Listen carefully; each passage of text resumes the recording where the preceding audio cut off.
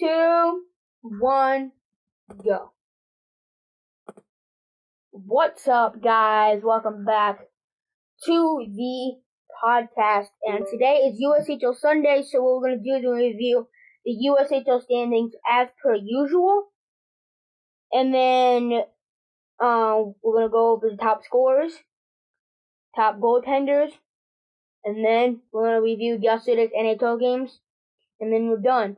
But I do have a very, very special guest, my younger brother. Name is Houston. Say hello. Hello.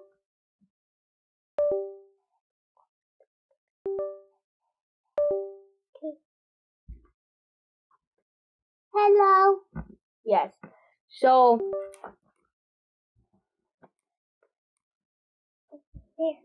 okay, so yes, he's going to be doing USHL Sunday with me. Let me fix the title here. USHL Sunday with a special guest.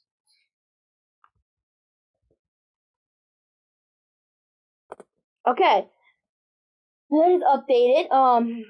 Welcome in, guys. We are going to go over the standings because today is USHL Sunday.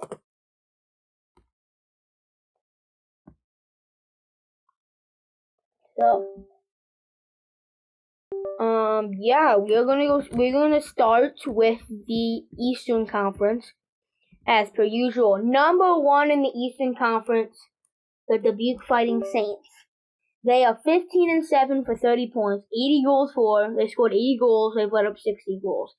So with this team is the skill to be the best team in the USHL by quite a bit, but I've seen clear coaching flaws with this team, like not keeping the same lines, playing lazy for the first half of the game, and then for the last 10 minutes of the game, really put a pep in our step, score a couple goals, and then still end up falling short because we go down early in the game, which is tough, which is coaching problems because you might not be getting enough reps in practice, you're just anything. I'm not 100% sure really what the problem is, but if it is a coaching problem, they do need to fix it.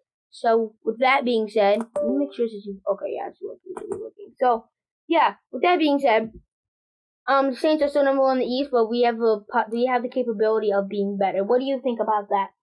I really do like the thought because it's a little bit good for us to be the number 1. That means we're the best in the whole entire league. Since we defeated the Fargo Force and we defeated the Rough Riders, so we are the 100 goal and the number 1 per game personnel of the league. We are no threat. We are a threat to other bad people, and we never fail unless we get a different place. I agree with that. Number 2 in the Eastern Conference, the Muskegon Lumberjacks, as he likes to call them, the Giants. Because their logo is like a giant snapping hockey stick. It's like supposed to be a lumberjack, but it kind of looks like a giant. But yeah, Muskegon Lumberjacks, they're 13-5, 2-1 for 29 points. They're 62 goals for, 51 goals against. The best defensive team in the league with the best goaltending tandem in the league, best defense in the league. But they've been unable to put the puck in the net very often. They can if they flip a switch, but they typically do not. But this team has the capability of winning the Eastern Conference for sure, as they split their weekend series with Dubuque and Muskegon. Number 3, this one is very interesting here. The Youngstown Phantoms are 14-7 for 28 points, 68 goals for, 52 goals against. They are on a 9-game win streak coming into this weekend. This team is nasty. They are 2 points outside of the Eastern Conference. At one point, they were 5-7, 9-game win streak, gets 3rd in the East, right behind Muskegon and Dubuque. And this team's really good, dude. They have phenomenal goaltending with Melvin Straw. Probably second best defense in the league, but arguably better than Muskegon. You can make the argument for it. And an offense even slightly better than Muskegon. This team has easily the capability of winning the East. I would say that too. They're top contenders. And like a couple weeks ago when I said the Eastern Conference is not strong, I eat my words on that one. Number 4, Madison Capitals. They have 13-5, 1-1.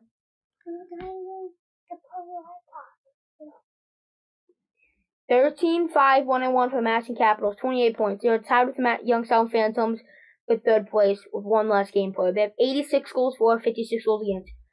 This team's really good. They statistically have the best offense in the league and really good defense, too. They have 4 more goals allowed than Youngstown and 5 more allowed than Muskegon. This team's really well-rounded. This team also has the capability of winning the East.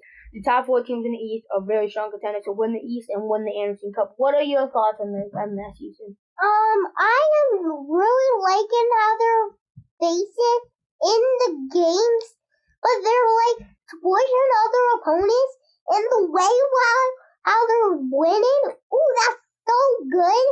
But the way they faced it in different matches, they're like winding it. They're like taking a beer ball, just smashing it on the ground.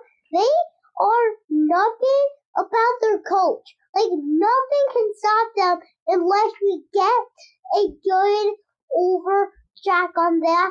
But how we're going to beat them is never going to be an easy goal as we go.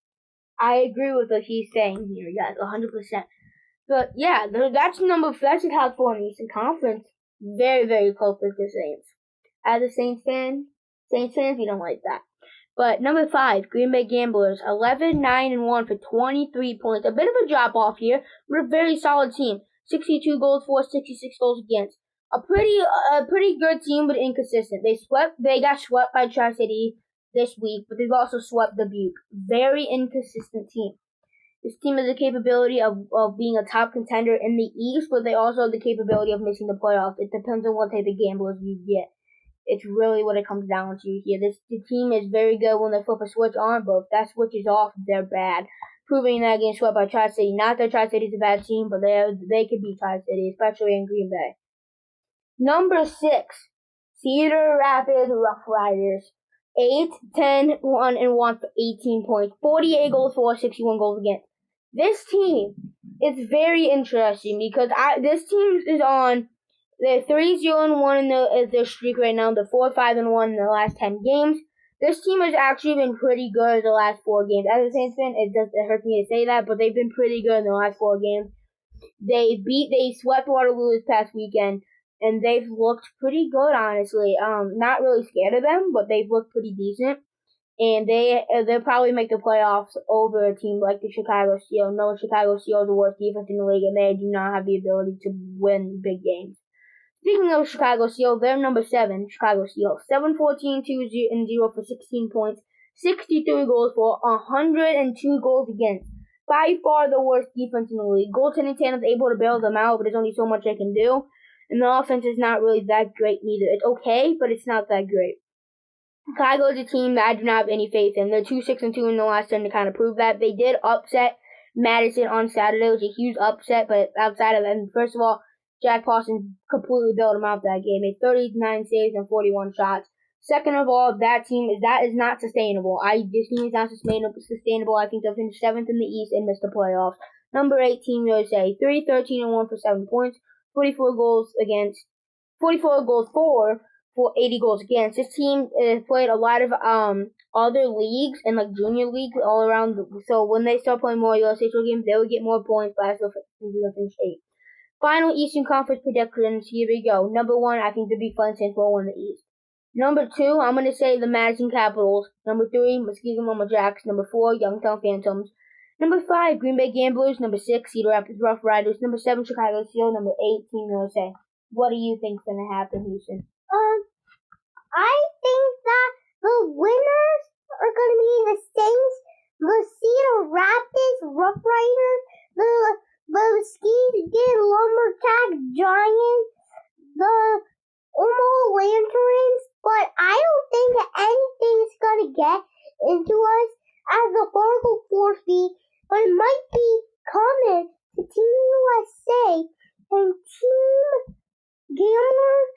But in a way, it's going to be the Youngstown Phantoms and the Tri-City Storm. But the Saints and the Rough Riders are going to be our last pick. And to my last pick, it might be the personality of The Chicago Steel. I like those opinions, Houston. I like that.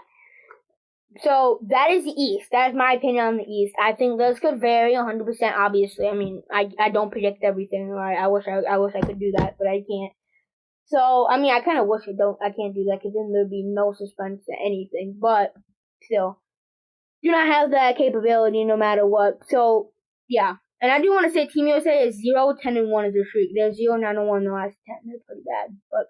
Yeah, without further ado, let's go to the Western Conference. The number one team in the Western Conference, the number one team in the whole USHL right now, the Lincoln Stars. They are 16-6 with 32 points, 83 goals for, 55 goals against. They have a top 3 defense in the league, top 3 goaltender in the league, in my opinion. And offense that can really, probably the second best offense in the league statistically right now. This team is very, very well-rounded, very, very good, and this team has the capability to win Hall Cup for sure. Number 2, the Fargo Force, 13-6-1. 13-6-1 and 2 for 29 points, 74 goals for, 61 goals against. They have a shutdown goalie, shutdown defense, very good offense. This team has the capability of winning the West for sure. Number 3 is Sioux Falls Stampede, 13-5-1-1 for 28 points, 76 goals for, 58 goals against, 6-0-1-1 is their streak, 6-2-1-1 in the previous 10. Sioux Falls Stampede, I feel like the team's going to fall off and go down to like number 5, but they just not been doing that lately, but I still think they're going to finish number 5.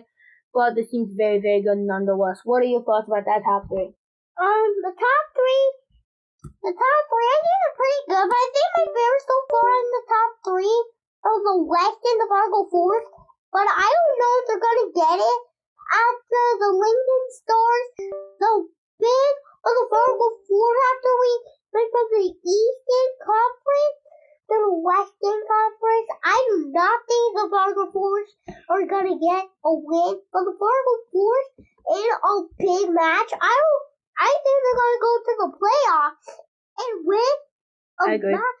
But until they go to the USA team, I don't think they're going to survive.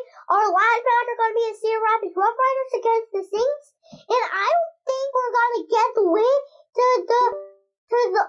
a different team. I don't think we're ever going to lose in that, but I think we're going to win every single team that we fight in the playoffs, right in the playoffs. I'll see you in the playoffs, Fargo Force and Cedar Rapids Rough Riders.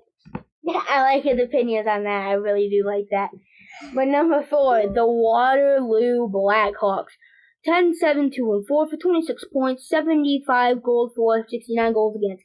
This team has the possibility to be way higher up in the standings. They have 6 overtime/shootout losses, and if they won even 2 more of those games, they would be tied for number 3. If they won 3 of those overtime games, they would be tied for number 2. If they won 4 of those overtime/shootout games, they would be number 2 in the West.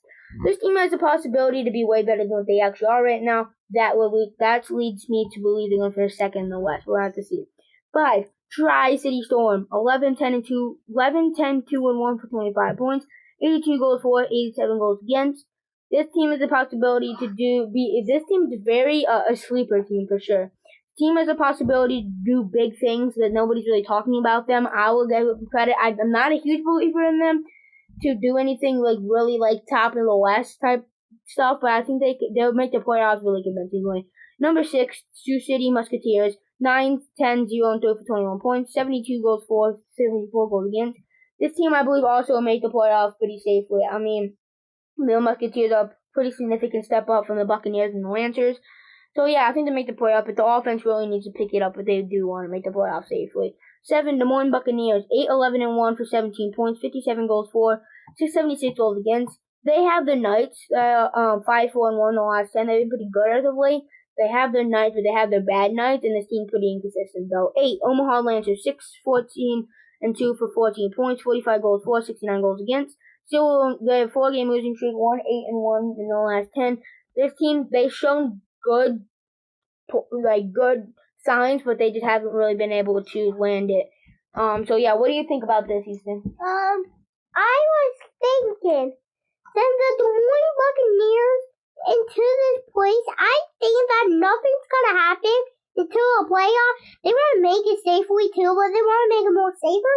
That all the teams in the West, except for 4 go forth, because they know they're going to win. And I don't care whatever happens in that point. And I just want the playoffs to collapse with us in the playoffs. Valid. I like that. But that's the standings. Let's go over my final Western Conference predictions. To win the West, I have the Lincoln Stars. Number 2, the Waterloo Blackhawks. Number 3, Fargo Force. 4, Sioux City Musketeers. 5, Sioux Falls Stampede. Actually, no, I'm gonna say 4, Sioux Falls Stampede. 5, Sioux City Musketeers. 6, Tri-City Storm. That's that. And then 7, Omaha. 7's gonna be Des Moines. 8's gonna be Omaha. That's that. That's my standing predictions and where we're at right now. Then my predictions. Let's go to top point scorers and top goalies and save percentage.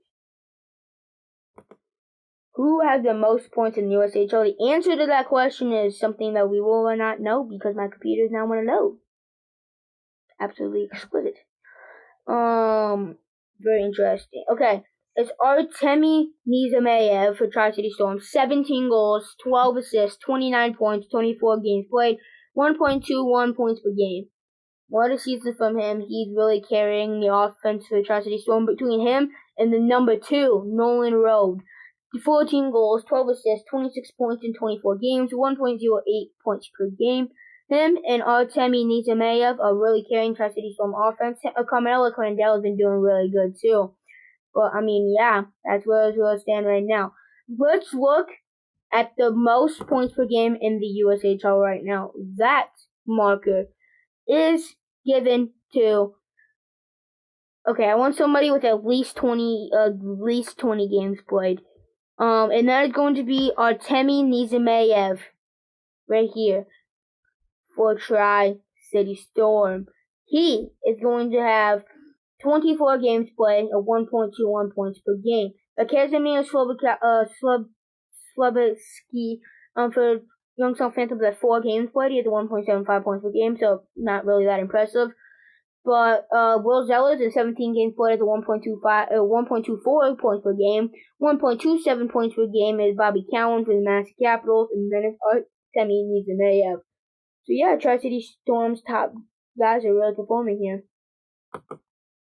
Let's look at goalies based on save percentage. The goaltender with the highest save percentage in the USHL is Jan Spunar of the Dubuque Fighting Saints. He has a .923 save percentage, leading the USHL in the highest save percentage.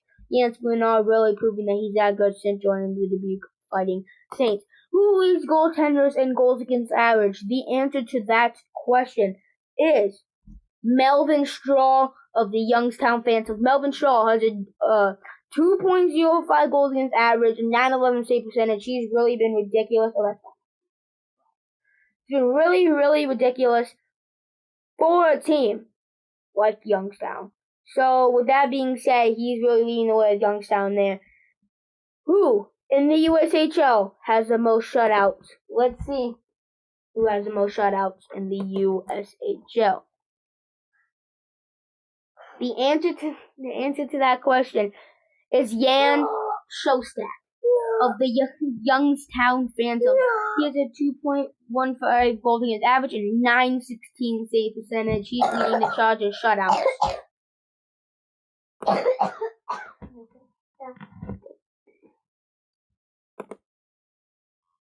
The most wins in the USHL as a goaltender goes to Melvin Straw of the Youngstown Phantoms. He is 11-4.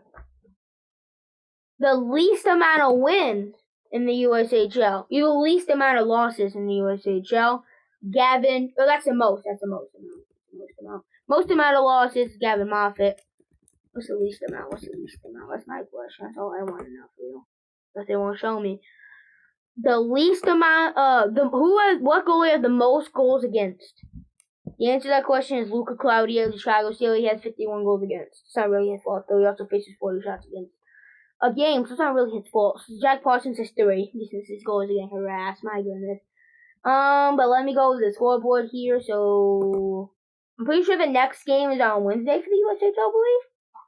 But that is what we're gonna do for USHL Sunday today. Let's review Saturday's NHL games. Let's get right to it. Here we go. Let me go up here a bit. The range. Before we get to reviewing the games, I do want to say I changed my opinion on who's going to make the second wild card. I think it's going to be Bruins, not the Sabres. I really hope it's the Sabres, but I think it's going to be the Bruins. Anyways, Canadians take on the New York Rangers. Artemi Panarin, 13th goal of the season, and the power play is by Adam Fox and Mika Zibanejad. 9:02 in the first period. Mike Matheson, second goal of the season, by Gallagher and Slavkowski. 11:47 in the first period. Okay. Vincent Trocheck, 6th goal of the season by Alexis Lafreniere and Ryan Lindgren. 4 seconds left in the first period. Mika Zibanejad, 5th goal of the season on the power play goal by Panarin and Adam Fox. 17:03 in the second period. Cole Caulfield, 14th goal of the season by Nick Suzuki. 4:16 in the third period. Nick Suzuki, 9th goal of the season by Wayne Hudson Caulfield. 14:07 in the third period. Capo Caco, 4th goal of the season, a power play goal by Cooley and Zach Jones with 24 seconds left in the third period. Takeaways from this game: first of all, great game from Jonathan Quick, 25 saves and 28 shots. Second of all, the Rangers are power play merchants. That's really what it comes down to. They scored 3 power play goals, and they still barely beat the Canadians. The only reason why they did is because they scored the 3 power play goals. Shout out to the power play, that's really good. But if that's what it's going to take to get them to the playoffs, so be it. Come playoff time, they're getting smacked in the playoffs by, I believe, the Florida Panthers, and they're going to get dominated by the Panthers if they come to that point. I'll say that now. They need to fix their 5-5 play, but right now, as it stands, 2 points is 2 points. You need to pick up 2 points any way possible in every single game, but come playoff time, you need to fix that up. The Carolina Hurricanes take on the Florida Panthers. The Battle of the East, Spencer Martin versus Spencer Knight. Peter Kochetkov should be coming back within the next game or 2, hopefully for the Hurricanes. He was doubtful, means he's close to returning for this game. He's close to returning for this game, but he wasn't able to make the mark. Aaron Ekblad, 1st goal of the season, unassisted, 6:42 in the second period. Opens scoring for Florida. Mackie Samoskowicz, 5th goal of the season, the power play goal, assisted by Matthew Tkachuk and Barkov. 1 second left in the second period. Sam Bennett, 12th goal of the season by Eetu Luostarinen and Anton Lundell. 8:19 in the third period. Alexander Barkov, 6th goal of the season, the power play, assisted by Tkachuk and Reinhardt. 11:37 in the third period. Adam Bolkworth, 1st goal of the season by AJ Greer. 11:48 in the third period. And Evan Rodriguez, 6th goal of the season, a power play goal, assisted by Nate Schmidt and Carter Verhaeghe. 13:01 6th period. First of all, I do believe the Hurricanes will still win the Stanley Cup. This has nothing to do against the Hurricanes. First of all, they did have a bad night. Second of all, they Spencer Martin in. It was not his fault, but Kochetkov will help steady his ship. Third of all, it's the Panthers. It's fine. Bad nights happen to everybody. I'm really interested to see the Panthers versus the Hurricanes with Peter Kochetkov, your Freddie Anderson, and very interested to see what that happens there. And by the way, when it comes to playoff time, I don't care if it's Peter Kochetkov, your Freddie Anderson, whatever one plays, I still think the Hurricanes are going to win the cup. But take away to the Panthers, their power play, really, really good. 5-5, really, really good. Penalty kill, really, really good. Defense, really, really good. Only have 20 shots. The Hurricanes. Spencer Knight's been ridiculous. 20 save shutout against a very good Carolina Hurricanes. Panthers proving that they can turn it up whenever they want. The Panthers proving that they're still the team to beat out of the East. Maple Leafs take on the Lightning. The shots are 41-29 in favor of the Lightning. Matthew Nyes and Austin Matthews return to this game. Matthew Nyes, 9th goal of the season by Chris Tannen and Austin Matthews. 7:13 in the first period. Opens scoring for the Leafs.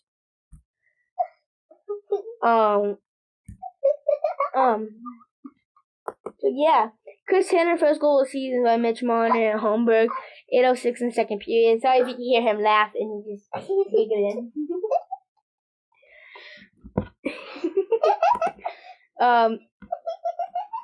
Nick Robinson, second goal of the season. So Fraser Minton is 7. And Benoit, 8:39, second period.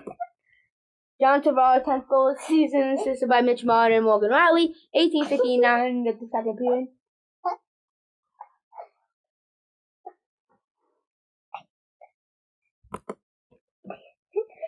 Mika is Nick Robinson, and his forever goal getter feels like. And now he's back to the line, already scoring. As Simon, third goal of the season by Radish, 11:21 in the third period. Gunther, 10th goal of the season by Hagel and Hedman, 15:19 in the third period. Kim Atkinson, second goal of the season on the power play by Hagel and Hedman, 17:38 in the third period. Bill Nealon, 15th goal of the season, assisted by Austin Matthews and Matthew Nice, 18:44 in the third period. This Leafs team's really, really good. 38 saves and 41 shots for Joseph Woll. What a game for the Leafs. And they're proving that they're a top team in the Atlantic with the Panthers. Capitals take on the Devils, 2 top teams in the Metro.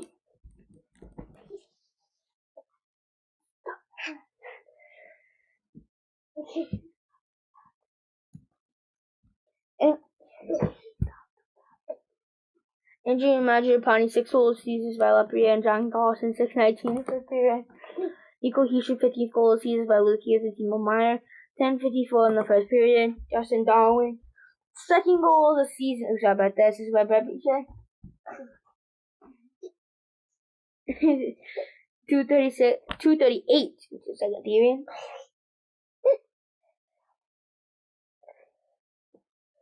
Takes the lead. Connor McMichael, 14th goal of the season on the power play, assisted by Pierre Luc Dubois, John Carlson, at 49 into the second period. Jacob Chickard, 8th goal of the season on the power play, assisted by Eller Sandin, 10:56 in the second period. Rest of Sandin, 4th goal of the season on the power play, assisted by Milchenko, 19:47 second period. Stefan Nason, 12th goal of the season on the power play, assisted by Jack Hughes and Jasper Bratt, 2:03 in the third period. Richard Bratland's full seasons by Jack Hughes and Palat, 4:15 in the third period. Taylor Raddish, 4th goal of seasons by Farabee and Carlson, 13:54 in the third period. Pierre-Luc Dubois, 3rd goal of seasons by Protas and Raddish, 14:04 in the third period. Stefan Nason's 13th goal of the season, second of the night. Power play goals is by Timo Meyer and Jack Hughes, 16:45 in the third period. Takeaway from the game. First of all, the Capitals are legit. Second of all, Devils need consistent goaltending, which it's fine. I think they'll bounce back. I think they'll be fine. Third of all, the Capitals are doing really, really good without Ovi. Fourth of all, the power play is literally better without Ovi. It's crazy. The Capitals are legit. I still think they're going to finish third in the Metro, and they have the possibility of winning the Metro. Will they? I don't think so, but they're a pretty complete team. They have the capability to doing it. I'll say that, especially what they're showing right now. Flames take on the Pittsburgh Penguins. Anthony Beauvillier, 7th goal of the season by Lazat and Bunting. 17:14 first period. Michael Bunting, 5th goal of the season, and the power play is by Grislick and Letang. 2:40 second period. Phil Tomasino, 2nd goal of the season, and the power play is by Letang and Bunting. 9:02 in second period. Ricardo Bacall, 10th goal of the season, is by Sidney Crosby and Brian Russ. 5:25 in third period. Gustav Tang, 3rd goal of the season, and the power play is by Grislick and Kevin Hayes. 7:59 in third period. Jonathan Huberdeau, 8th goal of the season, is by Taji and Pospisil. 14:27 in third period. Jonathan Kadri, 8th goal of the season, is by Huberdeau and Kevin Ball. 15:05 in the third period. Blake was at 4th goal of the season by Joe O'Connor, 18:23 in the third period. Takeaway from the game, first of all, the Penguins got 43 shots in goal. Second of all, there's no defense for either team in this. Third of all, hashtag save Sidney Crosby hashtag has been kind of put on hold. Fourth of all, it's kind of proved why I believe the Flames will not make the playoffs. They are not that team, I'll say that. Flyers take on the Blues. Owen Tippett, 5th goal of the season by Mavin Mitchell, Morgan Frost, 9:15 first period. Dylan Holloway, 7th goal of the season by Shannon Kessel, 11:11 in the third period. Late, finally get on the board. Tyson Forster, 5th goal of the season by Brinken Case, less than about 40-ish seconds later, take the lead. Jake Neighbor, 8th goal of the season, the power play goal. This is by Falk and Kyrou. 19:40 in the third period, tied the game. Goes overtime. Matvey Michikov again, of course. Travis Konechny, 28 seconds in the overtime, of course. Matvey Michikov again. Him and Sabrina go back and forth for that title race, for sure. Los Angeles Kings versus the Ottawa Senators. Alex Lafreniere, 11th goal seasons by Denolin Spence, 1:57 first period. Tim Stutzel, Assist by Batterson to Chuck, 19-14 in the first period. Adam Gaudette, 12th goal of the season by Simon Shabbat and Bernard Docker, 6-11 in the second period. Ken Fiala, 9th goal of the season on assists, 7-26 in the second period. Andre Kopitar, 8th goal of the season by Trevor Moore and Garovnikov, 137 in the third period. Andrew Kempe, 12th goal of the season on the power play by Fiala and Byfield, 16-14 in the third period. Trevor Moore, 4th goal of the season in the empty nets by Andre Kopitar and Garovnikov, 18-26 in the third period. The Kings' defense really shining out again, only allowed 22 shots. With all this, it was without Drew Doughty, by the way. When he comes back, it'll be suffocating defense. Goaltending has an over 900 save percentage, making 27 22 shots. And the offense producing 5 goals, which is huge. Really a well-rounded Los Angeles Kings type of game. This is really what they want to center the game around. And just really overall, the type of win that the Kings are going to earn a lot. A game where they only let up 2 goals is really Los Angeles Kings type of hockey, for sure. Sabres take on the Islanders. Andy's lead 10th goal season in the power play by Paul Mary and Chalowski, 7-23 in the second period. Simon Holmstrom, 6th goal season assist by Andy's lead, 9-28 second period. Simon Holmstrom, 7th goal season, empty net, second goal of the night, unassisted, 8 seconds left in the game. 29 saves shut out for Ilya Sorokin. Sabres definitely outplayed the Islanders, just unable to beat Ilya Sorokin. Really what it came down to. Predators faced the Wild. Nikolai Chisholm, first goal of the season by Freddie Gaudreau, 18:57 in the first period. Fyodor Svechnikov, first goal of the season by against Elisa Yossi with 21 seconds left in the first period. 2:29 left in the second period. You're into the second period. Ryan O'Reilly, first goal of the season, a power play goal by Stammer and Yossi. The Thrill, Kaprizov, 15th goal of the season by Rossi and Spurgeon, 8:24 in the second period. Jared Spurgeon, 13th goal, third goal of the season, third goal in 2 games. By Kaprizov and Anderson X, 1 minute into overtime. What a game for the Wild. They able to get out 2 points. And I do want to say today, with the Jets lost today, the Wild are officially number 1 in the Central Division. They overtake the Jets. I think they actually did that yesterday, but the Jets lost today really implied them. I think they put them over. Oilers take on the Avalanche. Kivilanko, 4th goal of the season on the power play by Tori Lehkonen and Garage, 7:02 in the first period. Kasper Kapanen, 2nd goal of the season. This is by Connor McDavid. Andrew Hopkins, 11:48 in the first period. Wesley Podkolzin, 3rd goal of the season. He stays hot. This is by Stetch and Connor Brown, 13:48 in the second period. Beck Kulak, 5th goal of the season by Emberson and Skinner, 3:56 in the third period. Ryan Hopkins, 4th goal of the season in the empty net by Henrique and Bouchard, 18:28 in the third period. 27 saves and 28 shots. What a game from Sue. Avalanche goaltending, not the best. Did Scott Wedgwood play this game? That's my question. That is actually my question. It's a good question for real, because I'm curious. Because either way, he had above 900 save percentage. I think if he did play, that's assuming he did play.